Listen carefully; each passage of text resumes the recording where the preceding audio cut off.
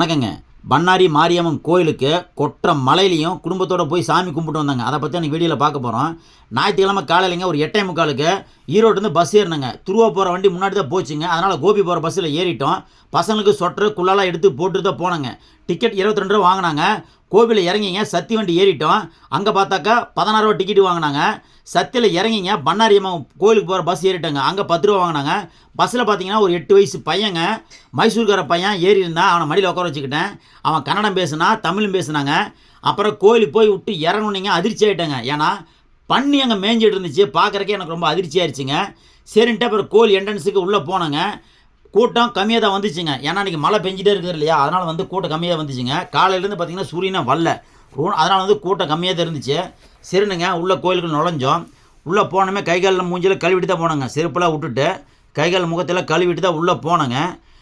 இன்றைக்கி பார்த்தீங்கன்னா ஆச்சரியமாக இருக்குது, கூட்டமே இல்லை. ஏன்னு கேட்டால் நேற்று தான் அமாவாசை, இன்றைக்கி வந்து பாட்டியுமே, அதனால் கூட்டம் இல்லை. ஆனால் ஒரு சிலர் வந்து இன்றைக்கும் பாதி அமாவாசை இருக்குதுன்னு சொல்லி சொன்னாங்க. அது என்ன காரணம் தெரியல, நினச்சா பாதி அமாவாசை இன்றைக்கி நாளைக்கு அப்படிங்கிறாங்க. சரி எனக்கு விநாயகரை கும்பிட்டுங்க உள்ளே போனேங்க. இந்த கோயிலுக்கு கிட்டத்தட்ட வந்து ஒரு 17-18 வருஷம் இருக்குங்க. அதுக்கப்புறம் இப்போ தான் வர்றேன். என் பசங்களாம் இதெல்லாம் இந்த கோயிலுக்கே வந்தது இல்லைங்க. என் மனைவியும் கூட்டிகிட்டு போனதில்லை, அதனால் கூட்டிகிட்டு போனேங்க. அங்கே பார்த்தா பிரி தரிசனத்தில் கூட்டம் ரொம்ப அதிகமாக இருந்துச்சு. நானும் நிற்கலான்னு தான் முயற்சி பண்ணி பார்த்தேன். சரி வேண்டாம், மலைக்கு இது பிடிச்சிமா அப்படின்ட்டு காசு கொடுத்தே போகல அப்படின்ட்டு பார்த்தேங்க. 50 ரூபா கியூ பார்த்தீங்கன்னா அதுவும் கொஞ்சம் கூட்டமாக தான் இருந்துச்சு. 50 ரூபாங்கிறப்ப 4 பேருக்கு 200 ஆயிருமே அப்படின்ட்டு மொத்தம் சாமி வந்து காசு கொடுத்து பார்க்கக்கூடாது தான், பொது தரிசனம் தான், மக்களாக போய் பார்க்கணும். அப்போ தான் வந்து ஒரு பக்தி, ஒரு அருள் கிடைக்கும். சரி கால சூழ்நிலை கருதிங்க 5 ரூபா டிக்கெட்டை போகலான்னு சொல்லி கிளம்பிட்டேங்க. 4 பேருக்கு போனால் 60 ரூபா தானே அப்படின்னு சொல்லி கிளம்பணும். அங்கேயும் பார்த்தீங்கன்னா கூட்டம் ஓரளவு கணிசமாக தான் இருந்துச்சு. சரி மலைக்கு வரதுக்குள்ளே டக்குன்னு கிளம்பிடலானுங்க. இதே பாருங்கள் கியூ பார்த்தீங்களா, இதுக்கே கூட்டமாக தான் இருக்குது. சரி கிளம்புனாங்க. அங்கே போர்டு வச்சுருக்கிறாங்க, கோயில் எத்தனை மணிக்கு நட திறப்போம், எத்தனை மணிக்கு சாத்தோன்னு. காலை 5 மணிக்கு திறந்தாங்கன்னா நைட்டு 9 மணி வரலாம் நட திறந்துருக்கும். அப்புறம் யார் யார் பூசாரி வேலை செய்கிறாங்க, அவங்க நம்பரு, எந்தெந்த காலத்தில் எந்தெந்த பூஜை செய்கிறாங்கிற அப்படிங்கிற விவரம் தெளிவாக போட்டுருந்துச்சுங்க. எனக்கு இது பார்க்க ரொம்ப ஆச்சரியமாக இருந்துச்சு. ஏன்னா செல்ஃபோன் நம்பர் முதல் கொண்டு ஆஃபீஸ் நம்பரும் பூசாரி நம்பரெல்லாம் போட்டிருந்தாங்க. அது பார்க்க எனக்கு ரொம்ப ஆச்சரியமாக இருந்துச்சு. எந்த கோயிலும் இப்படி கிடையாது. சரி டிக்கெட் வாங்கிட்டோம்.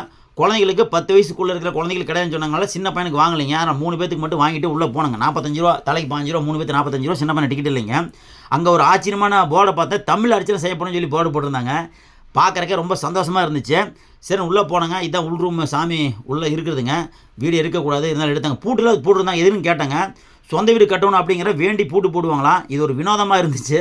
ஏன்னா சில கோயிலில் கல் வைப்பாங்க, ஆனால் இங்கே வந்து பூட்டு வச்சுருக்காங்க. வினோதமாக இருந்துச்சு. சரி கீழே ஒன்று போய் சாமி கும்பிட்டாங்க. இங்கே பார்த்தீங்கன்னா திருநீர் வந்து விபூதியில் தரமாட்டாங்க, மண் மாதிரி இருக்குங்க, அதை தான் கொடுப்பாங்க. புற்று மண்ணுன்னு சொல்லி சொல்லுவாங்க, அதை தான் கொடுப்பாங்க. அப்புறம் சிகப்பு விற்கிறாங்க, 10 ரூபாய்க்கு 3 பாக்கெட் சிகப்பு விற்கிறாங்க, அதை வாங்கிக்கலாங்க. அதை நம்ம பூசிக்கலாம். இது பார்த்தீங்கன்னா நிறைய பேர் வாங்குறாங்க. கோயில் சார்பாக அறநிலைத்துறை சார்பாக விற்கிறாங்க. கோயிலில் கிட்டத்தட்ட நிறைய பேர் வேலை செய்கிறாங்க. எனக்கு தெரிஞ்சு பார்த்தீங்கன்னா 4 பேர் வேலை செய்கிறாங்க.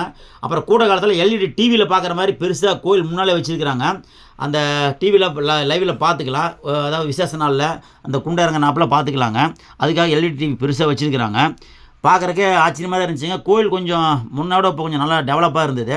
முன்னே கொஞ்சம் சுத்தபத்தம் இல்லாமல் இருந்துச்சுங்க. இப்போ ஓரளவுக்கு கருவறை பக்கத்தில் எல்லாமே சுத்தபத்தமாக இருந்துச்சு. அப்புறம் பார்த்திங்கன்னா எலுமிச்சம்பழம் விளக்கு, நிறைய தீபம், நெய் தீபம்லாம் ஏற்றுனாங்க. அங்கே குண்டம் பாருங்கள், குண்டம் இடத்துலைங்க மலை மாதிரி உப்பு மிளகு சேமித்து வச்சுருக்கிறாங்க. பார்க்குறக்கே ஒரு பிரம்மாண்டமாக பிரமிப்பாக இருக்குதுங்க. சரின்னு பயபக்தியோடு சாமி கும்பிட்டுங்க. நானும் என் பசங்களை அந்த உப்பு எடுத்து அந்த குண்டத்து மேலே போட்டு சாமி கும்பிட்டுங்க போனோம். வேலூர் நல்லா உயரமாக வச்சுருந்தாங்க. குண்டத்துக்கு முன்னாலேங்க சாமி கும்பிட்டு ஆரம்பிக்கிற இடத்துல வச்சுருந்தாங்க. இங்கே பார்த்தீங்கன்னா தொட்டெல்லாம் கட்டிக்கிறாங்க. அந்த வேலியே பார்த்தீங்கன்னா வேண்டி குழந்தை வர வேண்டி தொட்டல் கட்டிக்கிறாங்க. இது பார்த்தீங்கன்னா ஊஞ்சலுங்க, சாமி ஆடுற. அங்கேயும் பார்த்தீங்கன்னா பூட்டெல்லாம் வச்சுருக்கிறாங்க, சொந்த வீடு கட்டுறதுக்காக வேண்டி வச்சுருக்கிறாங்க. இது வித்தியாசமாக இருக்குது. ஆனால் ஊஞ்சலை கட்டக்கூடாது, ஆனால் ஊஞ்சலை கட்டிக்கிறாங்க. கோயில் பாருங்கள் நீட்டாக அருமையாக இருக்குது. நல்லா வேலை ஆகிட்டே இருக்குங்க. ஒரு காலகட்டத்தில் போகிறப்போங்க புதுசாக கட்டிகிட்டே தான் இருக்கிறாங்க. மண்டபம் முதற்கொண்டு, மணி மண்டபம் முதற்கொண்டு அந்த குண்டை இறங்கத்தில் பார்த்திங்கன்னா நல்லா பிரம்மாண்டமாக இருக்குது. சரி குண்டை ஸ்டார்ட் இறங்குற இடத்துலைங்க சாமி இப்போ கும்பிட்டுங்க. அங்கே தான் ஆரம்பிப்பாங்க. இந்த இடத்துல ஆரம்பித்து அப்படி நெட்டாக போவாங்க. கிட்டத்தட்ட 60 அடி குண்டம்னு நினைக்கிறேன். சரியே தெரியல, 60 அடியா 100 அடியா அப்படின்னு எனக்கு தெரியல.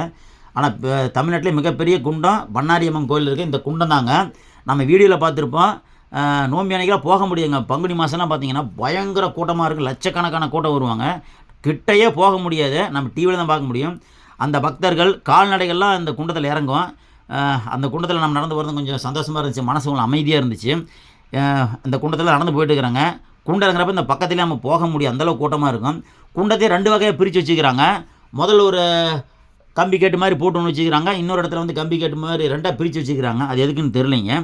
ஏன்னா சாமி கும்பிட்ற கூட்டம் வரக்கூடாது அப்படிங்கிறக்காக தனியாக பிரித்து வச்சுக்கலாம் என்னன்னு தெரியல. அப்புறம் பார்த்தீங்கன்னா கட்டடம் வந்து பக்கத்துலேயேங்க சுற்றி கட்டடம் இன்னும் புதுசாக எக்ஸ்டெண்ட் பண்ணிகிட்டே இருக்காங்க, கட்டிகிட்டே இருக்கிறாங்க. அதோட மதிப்பு வேல்வேஷன்லாம் போட்டு கட்டிட்டு இருக்கிறாங்க. இது வந்து கோயிலோட இடது பக்கத்தில் கட்டிட்டு இருக்கிறாங்க. இன்னும் அடுத்த டைம் போகிறதுக்குள்ளே பெரிய மண்டபம் இல்லை கோயிலுக்கு இதாக வரக்கு வாய்ப்பு இருக்குதுங்க. இடது பக்கத்தில் ஃபுல்லாக காலி இடம் தான் இருக்குது. அதை தாண்டி அப்படியே கீழே போனோம்னாங்க, கீழே வந்து பார்த்திங்கன்னா அங்கே தெப்பக்குளம் இருக்குது, அங்கே காது குத்துற இடம் இருக்குது, மொட்டையடிக்கிற இடம் இருக்குது. அங்கே போகலான்னு சொல்லி போனாங்க. இதான் மொட்டையடிக்கிற இடங்க. இதை மொட்டையடிக்கிற இடத்துல கூட்டம் கம்மியாக தான் இருந்துச்சு. இன்றைக்கி மழை வந்ததுனால சூரியனே இல்லைங்க. காலையிலேருந்து பார்த்திங்கன்னா மோடமாக தான் இருந்துச்சு, மோடமாக இருந்துச்சு. கீழே பாருங்கள் பொங்கல்லாம் வைக்கிறாங்க. அப்படியே வந்தோம்னா சருகு மாரியம்மன் கோயிலுங்க. இங்கே தான் வந்து பண்ணாரி மாரியம்மன் கோயில் வந்து சைவம், இங்கே வந்து அசைவங்க. ஆடு கோழிலாம் இங்கே பலியிடுவாங்க. நாகர்கோவிலிங்க. இந்த சிலைகள் பக்கத்தில் இந்த காட்சியை பார்த்து ரொம்ப அதிர்ச்சி ஆகிட்டுங்க. இந்த பண்ணிங்களாம் பாருங்கள், அங்கே போடுற நவதானியத்தை பழத்தில் சாப்பிடுதுங்க. கோயில் நிர்வாகம் இதில் கண்டிக்கிறதுன்னு தெரியல. ஏன்னா அது அவங்க வராகி அம்மனா சொல்கிறாங்க, இருக்கலாம். ஆனால் இப்படி சாமி பக்கத்துலேயே மேலே கொஞ்சம் அருவருப்பாக தெரிஞ்சுது. ஆனால் வனவிலங்குல லிஸ்ட்டில் இந்த பண்ணிலாம் சேர்த்திட்டாங்களாமா. அதனால் வந்து இது வந்து யார் இது தொடக்கூடாது அப்படின்னு சொல்லி சொன்னாங்க. தொட்டால் கேஸ் போட்டுருன்னு சொல்லி சொன்னாங்க. இருந்தாலும் கோயில் இருக்கிற கொஞ்சம் சுத்தபத்தமாக தள்ளி வச்சுருக்கலாம், கொஞ்சம் பாதுகாப்பு வச்சுருக்கலாம். வராகம்மன் இதுதான் வந்து சருகு மாரியம்மங்க. சாமி கும்பிட்டாச்சு. இங்கே தான் சொன்னாலே பள்ளிடுவாங்க. இது வந்துங்க தெப்ப குளம், மீன்லாம் இருக்குது. குளம் பார்த்திங்கன்னா சுத்தமில்லாமல் தான் இருந்துச்சு. என் பையன்லாம் மீனில் பார்த்து ரசித்தாங்க. அப்படியே அதை ஒட்டினாப்புல கீழே இறக்கத்தில் கீழே போனீங்கன்னாக்க இந்த குளத்தை ஒட்டினாப்புல கீழே படிக்கிட்டு இருக்குதுங்க. அது கீழே இறங்கி போனோம்னா அங்கேயும் ஒரு மரம் இருக்குது, சின்னதாக கோயில் மாதிரி இருக்குதுங்க. அங்கேயும் மக்கள் வந்து குழந்தை வர வேண்டி தொட்டல் கட்டிக்கிறாங்க. என்ன வேண்டுறாங்களோ வேண்டுதல் நிறைவேற்றுறக்கா சாமி கும்பிட்றாங்க. இங்கே கீழே பார்த்தீங்கன்னா இங்கே ஒரு சின்னதாக கோயில் இருக்குது. இது ஏதோ சித்தர்னு சொல்லி சொன்னாங்க. இங்கே ஒன்று பார்த்தீங்கன்னா ரொம்ப அதிர்ச்சி ஆகிட்டேன். குழந்தை சிலையெல்லாம் வேண்டி வைக்கிறாங்க இல்லையா, அதெல்லாம் வந்து இங்கே ஓரமாக கிடந்து, இந்த குட்டையோரமாக கிடந்துச்சு. வேல்கீழ் முதல்கொண்டு எல்லாமே கிடந்துச்சு. பார்க்குற கொஞ்சம் இதாக இருந்துச்சு. ஏன்னா வேண்டுதலாக வச்சுருக்காங்க, இப்போ அப்புறப்படுத்தி இப்படி வச்சுருக்காங்கன்னு பார்த்தேன். இங்கே பார்த்தீங்கன்னா ஆடு கோழி வெட்டுறதெல்லாம் இந்த இடத்துல தாங்க. இந்த இடத்துல வெட்டி சமைச்சு எடுத்து வந்து அங்கே மண்டபம் நிறையா இருக்குதுங்க. அதெல்லாம் வாடகைக்கு விட்றாங்க. சமைச்சு சாப்பிட்றதுக்கு எல்லா வசதியும் இருக்குது. பாத்திரம் கூட வாடகைக்கு விட்றாங்க, எடுத்துக்கலாம். இது பார்த்தீங்கன்னா அந்த கோயிலோட காம்பவுண்டு செவருங்க. ஆரம்பத்துலேருந்து கடைசி முடி பாருங்கள், உங்களுக்கு தெரியும். கிட்டத்தட்ட ஒரு 100 ஏக்கரா பக்கம் இருக்கலாம். அந்தளவுக்கு 100 ஏக்கரா காம்பவுண்டு போட்டுக்க வாய்ப்பு இல்லைங்க. ஒரு 30-40 ஏக்கராவுக்குங்க கோயில் சுற்றி சுத்தமாக பக்காவாக காம்பவுண்டு போட்டு கட்டிக்கிறாங்க. அந்த லாரி பாருங்கள், என்ட்ரன்ஸ் போகும் பாருங்கள், நான் சொல்கிறேன் பாருங்கள். அந்த லாரி என்ட்ரன்ஸு போகிற வரலுங்க காம்பவுண்டு சுவர் கட்டி பிரம்மாண்டமாக இருக்குது. பக்காவாக பாதுகாப்பு பண்ணி வச்சுருக்கிறாங்க. அங்கே ஒரு போர்டு ஒன்று தெரியுங்க, ஊர் பேர் போர்டு ஒன்று தெரியும் பாருங்கள், அது பக்கத்தில் வரல இருக்குது. அப்புறம் அங்கே முடிச்சுட்டுங்க நேராக அப்புறம் கோயிலுக்கு வந்துங்க ஞாபகார்த்தமாக ஒரு செல்ஃபி ஒன்று எடுத்தேங்க. பண்ணாரி மாரியம்மன் இப்படி தான் இருக்குன்னு சொல்லி முன்னாடி வந்து சிம்பிளுக்காக வச்சுருக்கிறாங்க. உள்ளே வந்து நம்ம ஃபோட்டோ எடுக்க முடியும், வீடியோ எடுக்க முடியும், எடுத்து வச்சுங்க. இது தங்கத்தை நிறுத்திட்டு இடங்க. இங்கே கும்பிட்டுங்க. இந்த பக்கம் பார்த்தீங்கன்னாக்கா கோயிலோட உள்ள நுழையிறப்ப இது ஒரு இடத்த பக்கம், பாத்ரூம்லாம் இந்த பக்கம் தான் இருக்குது. இதுக்கு முன்னாடி வந்து இந்த பக்கம் நிறையா கோயிலில் இருந்துச்சுன்னு சொல்லி சொன்னாங்க, அதில் அப்புறப்படுத்திட்டாங்க. இந்த பக்கம் பார்த்தீங்கன்னா வேலையெல்லாம் ஆகிட்டே, கட்டடம் புதுசாக கட்டிகிட்டே இருக்கிறாங்க. வேலை ஆகிட்டே இருக்குங்க. பள்ளலாம் தோண்டிங்க, காம்பவுண்டு கட்டிகிட்டே பில்டிங் கட்டிகிட்டே இருக்கிறாங்க. கோயிலோட வலது இடது 2 பக்கமே இருக்குது. அப்புறம் முடிச்சுட்டுங்க பிரசாதம் வாங்கினோம். லட்டு 20 ரூபா, முறுக்கு 20 ரூபா, கச்சா 20 ரூபாங்க. 3 வாங்கினோம் 60 ரூபாய்க்குங்க. அது டேஸ்ட்டாக தான் இருந்துச்சுங்க, அருமையாக இருந்துச்சு. நான் கூட ஏனாதானே தான் வாங்கினேன். சில கோயில் நல்லாவே இருக்காதுங்க. ஆனால் இங்கே லட்டும் சரி, அதிரசம் சரி, முறுக்கும் சரிங்க, ரொம்ப டேஸ்ட்டாக இருந்துச்சு, சூப்பராக இருந்துச்சு. அதை வாங்கிட்டுங்க அன்னதானம் சாப்பிடலான்னு பார்த்தா டைம் ஆகிடுச்சிங்க. ஏன்னா மணி 2:30 ஆயிடுச்சு, எல்லாம் முடிஞ்சிருக்கும். சரின்னு பார்த்தோம்னா பிரசாதம் கொடுத்தாங்க அங்கே பக்கத்தில், அதை வாங்கினாங்க. பசங்க என்ன நோண்டிகிட்டே இருந்தாங்க. என்னன்னு பார்த்தாக்கா ஜிபேலிங்க பணம் அனுப்புறது, உண்டியில் காணிக்க போகிறதோட இப்போ டெக்னாலஜி ஆயிடுச்சு இல்லையா, அதனால் பண்ணாரி மாரியம்மனே ஜிபேக்கு மாறிட்டார். அதான் பணம் கொடுக்குறேன், ஜிபேயில் போட்டாலும் எடுத்துக்கிறாங்க. அது ஸ்கேன் பண்ணுறதுக்காக வச்சுருந்தாங்க. இது பார்த்தா ரொம்ப ஒரு சந்தோஷமாக இருந்துச்சு. ஏன்னா டெக்னாலஜி வளர்ந்துட்டே இருக்கு இல்லையா, காசு உண்டிலையும் போடலாம், இதுலேயும் ஜிபேலையும் பண்ணிக்கலாம். அப்புறம் பார்த்தா பிரசாதம் கொடுத்தாங்க. சரி இதெல்லாம் வாங்கி சாப்பிட்லாம் அப்படின்னு சொல்லி உள்ளே போனாங்க. முதல்ல பார்த்தீங்கன்னா தக்காளி சாப்பாடு கொடுத்தாங்க, அதுக்கப்புறம் வெண்பொங்கல் கொடுத்தாங்க.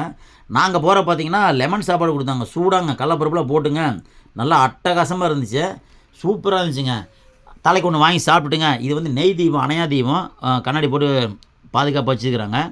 சரிண்டு பசங்க பேட்டரி காரில் இருந்து விளையாண்டுருந்தாங்க, சத்தம் போட்டேன். நீங்களே பாருங்க என்ன பண்ணுறாங்க. ஏய் என்ன போய் காரோட்ட போல வரையா, இது பேட்டரி வண்டிடா, ஏதோ உடச்சிடாத, அப்புறம் உட்கார வச்சுதான் கவர்மெண்ட் வண்டி, இறங்கி வாடா டே ஏண்டி, நீ சொல்ல மாட்டியா? இறங்கி வடிக்கல. பண்ணாரி அம்மனோட பழைய கோயிலுக்கு போகலான்னு ஒரு பெரியவர்கிட்ட விசாரித்தப்ப இங்கேருந்து 8 கிலோமீட்டர் தூரத்தில் இருக்கிற அந்த கோயிலில் ஒரு கொலை நடந்துருச்சு. அதனால் அந்த கோயிலை பூட்டிட்டாங்க. போக முடியும்னு சொன்னது ரொம்ப அதிர்ச்சியாக இருந்துச்சு. கோயிலில் கொடுத்த லெமன் சாப்பாட்டோட நாங்கள் கொண்டு போயிருந்த புளி சாப்பாட்டை சேர்த்து சாப்பிட்டுட்டுங்க மதியம் ஒரு 3 மணி வரைக்கும் கிளம்பிட்டேங்க. மழை வர மாதிரியே இருக்குது, அதுக்குள்ளே கிளம்பிடலான்னு கிளம்புனங்க. குடும்பத்தோட கோயிலுக்கு வந்தது மனசு ரொம்ப திருப்தியாக இருந்துச்சுங்க. செருப்பு விடுற இடத்துல போனாலும் அங்கே ஒரு ஆச்சரியம் காத்திருந்துச்சுங்க. ஆமாங்க, பக்கத்திலே நூலகம், அதாவது லைப்ரரின்னு போட்டிருந்தாங்க, ஆனால் பூட்டி இருந்துச்சு. ஒரு காலத்துலிங்க இந்த காடு எல்லாமே மிலிட்ரி கண்ட்ரோல் இருந்துச்சு. அது ஏன்னு உங்களுக்கு தெரியும்? ஆமாங்க, இங்கே தான் வீரப்பன் அவர்கள் வாழ்ந்த பகுதி, வாழ்ந்த காடு. அதனாலங்க நேரம் கிடைச்சா நீங்களும் இந்த கோயிலுக்கு போயிட்டு வாங்க. நன்றிங்க, அடுத்து சந்திக்கலாம்.